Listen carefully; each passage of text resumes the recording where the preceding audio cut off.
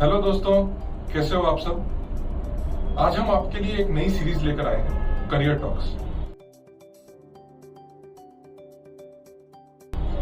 तो हमारा उद्देश्य क्या है कि हम आपके लिए जो नए करियर ट्रेंड्स हैं उनके बारे में खुलकर बातें करेंगे। और हमारा एक्चुअली ऑब्जेक्टिव ये है कि हम आपके सवालों का प्रैक्टिकल जवाब देना चाहते हैं। जो फैक्चुअल जवाब है, जो फैक्ट्स हैं, वो आपके लिए इंटरनेट पे हर जगह उपलब्ध है, लेकिन प्रैक्टिकल जवाब मिलना मतलब हम लोगों ने ऑब्जर्व किया कि हमारे स्टूडेंट्स के लिए जनरली थोड़ा डिफिकल्ट होता है। ठीक है, तो हम आइए मिलकर शुरू करते हैं इस नई सीरीज के साथ। तो आज हमारा जो करियर टॉक्स में पहला ऑब्जेक्टिव ये है कि हम एमबीए के बारे में बात करेंगे कि एमबीए आपके करियर के लिए कितना हेल्पफुल हो सकता है। रिक्वेस्ट को दो पार्ट्स में बांटेंगे।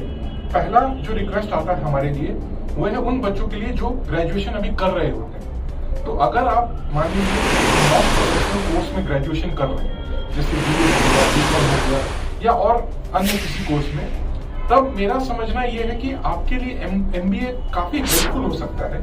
इसलिए क्योंकि एमबीए आपको इंडस्ट्री में एक एंट्री दे सकता है, राइट। और मान लीजिए अगर आप किसी नॉन प्रोफेशनल कोर्स में ग्रेजुएशन कर रहे हैं और अगर आपको उस पर्टिकुलर कोर्स में आगे स्पेशलाइजेशन नहीं करना है, तो एमबीए आपके लिए करियर के लिए एक अच्छी अपॉर्चुनिटीज आपको दे सकता है, राइट। सेकंड उनके लिए है जो मान लीजिए किसी प्रोफेशनल कोर्स से पास आउट करके इंडस्ट्री में जॉब कर रहे हैं, लेकिन उनके साथ प्रॉब्लम क्या हो रहा है कि वो नई नई अपॉर्चुनिटीज को ग्रैब नहीं कर पा रहे हैं। तो उनके लिए एमबीए एक ऐसे स्किल्स प्रोवाइड कर सकता है ताकि वो आगे जाके उन अपॉर्चुनिटीज को ग्रैब कर सकें। तो दूसरा सबसे कॉमन जो सवाल हमारे पास आता है कि हम एमबीए के लिए कौन से कॉलेज को टारगेट करें। तो इसके लिए मेरा पहला सजेशन ये रहता है कि आप कॉलेज के बारे में ना सोचकर इस एमबीए के फील्ड का जो कॉम्पिटिटिव सिनेरियो है उसके बारे में समझने की कोशिश करें। जैसे कि मान लीजिए 2022 में टोटल नंबर ऑफ कैंडिडेट्स जिन्होंने कैट वो है तकरीबन 2.5 लाख के आसपास।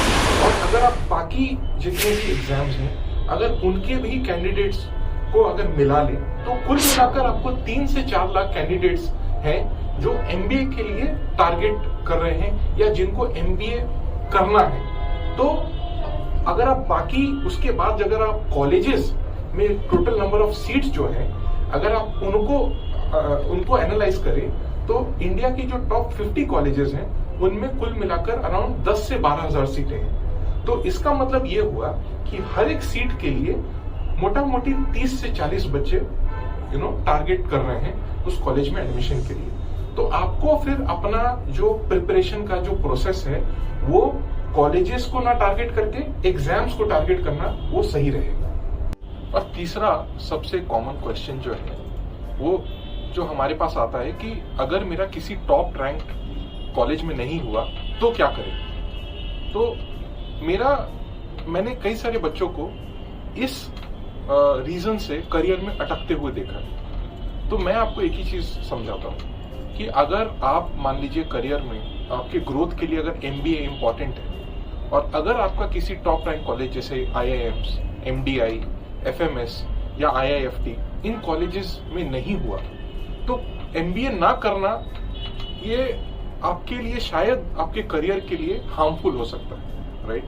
तो मेरा अब आगे अगर मैं आपको ये समझाऊं तो मान लीजिए आप किसी मल्टीनेशनल या किसी बहुत ही फेमस कंपनी में जॉब करना चाहते हैं और आपको पता है कि वो कंपनी आईआईएम्स या एफएमएस या एमडीआई से छोड़कर और कहीं से हायर ही नहीं करती, तो आप फिर उस कंपनी में कैसे जाओगे। तो उसका तरीका ये है कि आप मान लीजिए कोई भी ठीक ठाक सा कॉलेज में अगर आपने एडमिशन ले लिया, आपने एमबीए कर लिया और आप अपने मेहनत के बल पर अपनी ग्रूमिंग को अपने आप को ग्रूम करके और आपने एक किसी भी ढंग की कंपनी में आपका प्लेसमेंट हो गया, तो आप अपने मेहनत के बल पर आप अपनी टारगेट कंपनी में लैटरल एंट्री के थ्रू भी आप जॉब पा सकते हो। तो इसका मतलब ये नहीं है कि अगर आपको किसी टॉप रैंक कॉलेज में नहीं एडमिशन मिला तो एमबीए करना आपके लिए फायदेमंद नहीं है।